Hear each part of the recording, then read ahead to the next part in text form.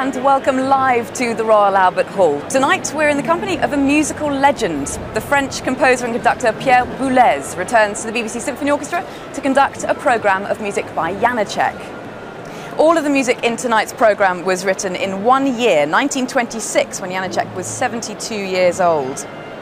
Tonight we'll hear two of his greatest concert works, the triumphant Sinfonietta for orchestra and a recent reconstruction of the original version of his Glagolitic Mass, which is even more fiery and dramatic than the usual version.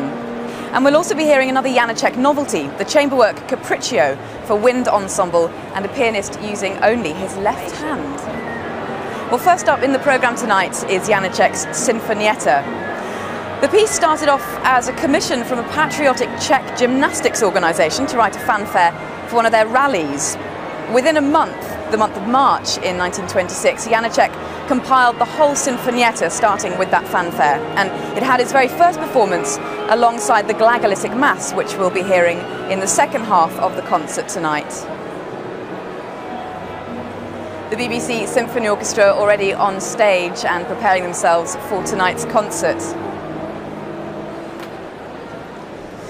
Well, Janáček was deeply patriotic himself. He said that his intention in the Sinfonietta was to express the spiritual beauty and joy of contemporary man, his strength, his courage and his determination to fight for victory. So it's kind of understandable then that the finale of the Sinfonietta was adopted towards the end of the Second World War as the signature tune to a London radio station, Radio Free Czechoslovakia.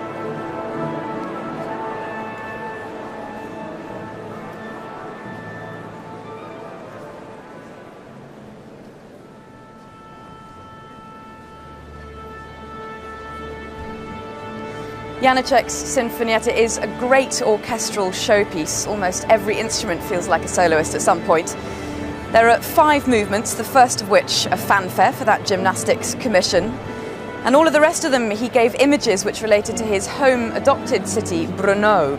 The second movement, rather macabre, he alluded to the Spilberg Castle, which was a Habsburg prison. In the third movement, it's like the Queen's Monastery where he went to school from the age of 11. The fourth movement depicts a street, and the fifth movement, the town hall in Brno.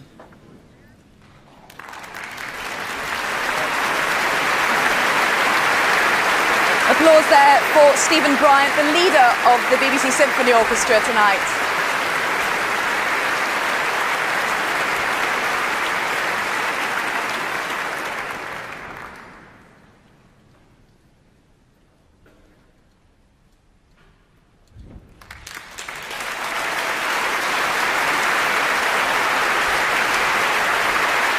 Here comes the conductor tonight, Pierre Boulez, to begin this all Janáček prom with the Sinfonietta.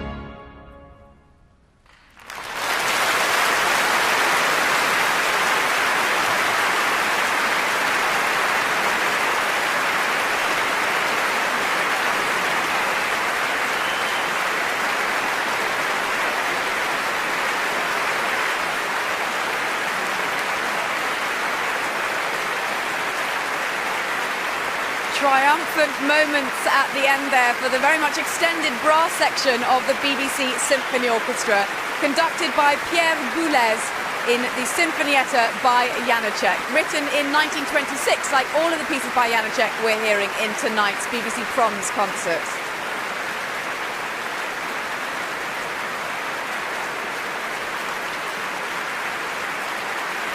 Pierre Boulez has had a very long association with the BBC Symphony Orchestra. He was its principal conductor between 1971 and 75.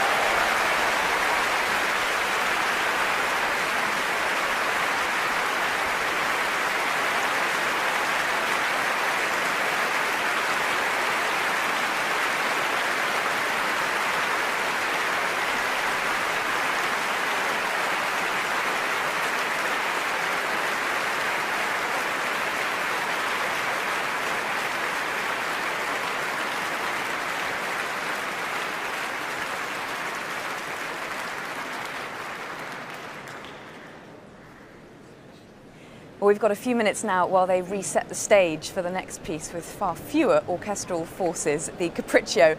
So time for me to introduce my two guests in the box with me tonight, the composer Steve Martland and Gillian Moore, who's head of contemporary culture at the South Bank Centre in London. Welcome to you both. The brass have such a field day in that piece, don't they, Gillian? Yeah, there's something like 9 trumpets. I think there's 13 trumpets actually. There's 9 standing up, and then there's 4 sitting down, and there's 2 of them are bass trumpets, and it's the most amazing beginning and ending. It's like a lot of Janáček pieces. He has that fanfare at the beginning, and it's echoed at the end. And I think it was really interesting the way Boulez did it tonight, because he tried to get, in the rehearsal, he was telling the trumpets to be quieter all the time. It wasn't loud and brash. It was very sweet. Rather mellow about it. Exactly. It was quite mellow. But interestingly, I noticed that because you know the piece so well, you imagine it to be loud all the time. But I think in the score it is just sort of mezzo forte or sort of forte. It's one Yeah, it's not very loud. So he, of course, being Boulez, follows the score exactly, really. Meticulous. Absolutely. He is really meticulous always, and famed for that. Yes. Yeah. He was also in the rehearsal. He was, there's a lot of habits with a piece like this, which is so well known. So, where they slow up at certain bits, and he was absolutely, no, keep the same tempo, that absolute rigour following the score. It was really interesting to watch. So in a way it's not an interpretation as such that we're hearing from Boulez, but... Well, it's new for him, this sort of music, I think, isn't it? Well, he's really not been known for doing Janáček until last year, when he did an extraordinary production around Europe of From the House of the Dead, which is Janáček's last opera. He's really much more associated with early 20th century modernist things such as Berg, Schoenberg, and of course Mahler and Debussy. Bartók, Stravinsky. Bartók and Stravinsky, yeah.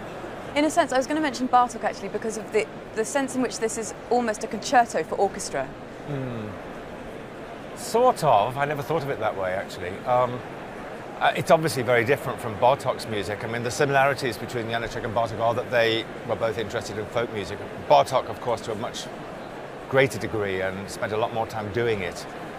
It was important to Janáček to collect Moravian folk music because it was his culture, and it played an important part. So there's lots of Moravian folk music in this and other pieces. Bartók, on the other hand, was a serious ethnomusicologist, so-called, and transcribed and collected and analysed folk music from many other regions to see the connections between them. And the reason I mentioned concerto for orchestra is partly because of the way in which Janáček allows really every single section of the orchestra to shine so fully in the score. It is very tough to play this piece, I think. Orchestral players find it very difficult. It is many tricky moments. The horns, that spectacular, very high horns. The whooping thing, which is quite amazing. Really sort difficult. Of howling horns. Yeah. And also lots and lots of solos, wind solos, harp solos, etc. But Janáček's music is hard to play anyway. Yeah. It's very exposed as well, for particularly strings, doing these ostinatos. He said he wrote that piece in it with a hot pen. He wrote it really quickly. And I think that sense of spontaneity really comes across because it's all in bits in some ways, isn't it? It's constantly, things are constantly interrupted, which is of course a feature of Janáček's music, but it's very strong in this piece. And also there's a kind of exuberant outpouring with it. You think this guy was 72. when he wrote this music. It was part of that extraordinary late flowering, because he didn't really get going with the big pieces that we all know, apart from Janufa, which was earlier, but he didn't really get going till he was 60 years old. He didn't really achieve recognition and confidence in his composing. Well, we'll be talking a little bit later about his later life, but let's talk briefly about Pierre Boulez, who is an extraordinarily important musical figure today and has been for a long time. And a controversial one still, I think. Course. Well, he's a major figure in that he, composer and conductor, and also a cultural leader. So in France, it's hard to underestimate his importance. He's founded ensembles, he gets concert halls built, he commissions music. But the controversy, I suppose, comes from the fact that it's seen as a kind of very centralised power. Yes, and the fact that he likes a certain type of music and strongly dislikes another does therefore divide people. Whether you support him or you hate him, really. You're a composer, Steve. How influential or not has he been to you personally? Well, only in the fact that he's seriously important and a great composer. I mean, I've met him several times, and he's been very, very nice to me. And I did say to him once, why don't you conduct Vaughan Williams' Pastoral Symphony, for instance? Because it'd be really radical for him to do something like that. And he said, well, I have been to hear it. And I just thought it was, second-hand Ravel. But of course, he's partly right, in fact, that it was written at a time when Vaughan Williams had just studied orchestration with Ravel. But he also missed the point. But he does go to hear things. So for someone like Boulez to go and listen to Vaughan Williams, I sort of I'm get interested respect. Actually that you mentioned Ravel, because we're going to just move very briefly on to the next piece, Capriccio, which is written for wind ensemble and for just the left hand of a piano, which is something which Ravel did too. Tell us, Gillian, the story behind this piece. Why is he writing only for a left hand? Yeah, there was a pianist called Ottokar Hollmann, who was one of a number of pianists who lost their right hand in the First World War, thus giving rise to this whole repertoire of music for left-hand piano. And this is a kind of mini piano concerto in 4 movements. It's a very odd, quirky instrumentation. Piano, solo piano left hand, plus brass instruments and a solo flute. It's very, very strange. And Steve, it's almost as though it's not just one hand playing. I mean, it's incredibly technically complex music, which almost sounds as if there are 2 hands playing. Yes, if you didn't look, you wouldn't know, in fact, that there was only one hand.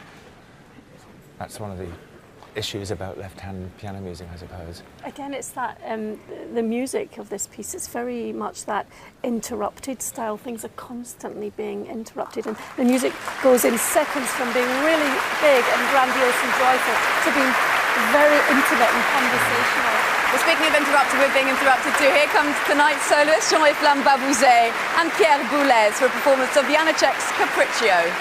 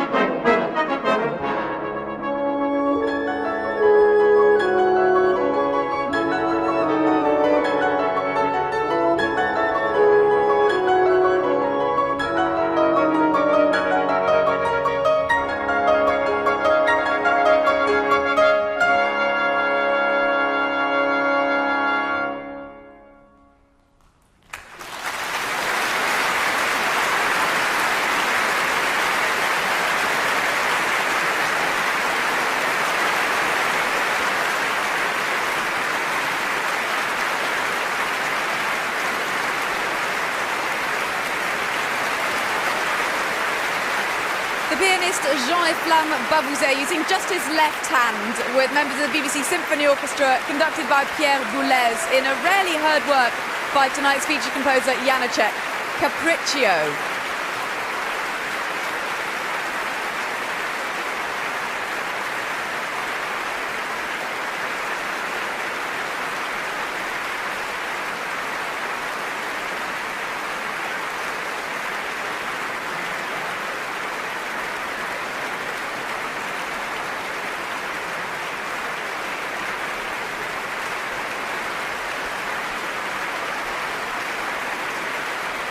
Janáček gave a subtitle to that piece. He called it Defiance, which was a tribute to the spirit of the pianist for whom he wrote it, who had lost his right hand during the First World War, Ottokar Hollmann.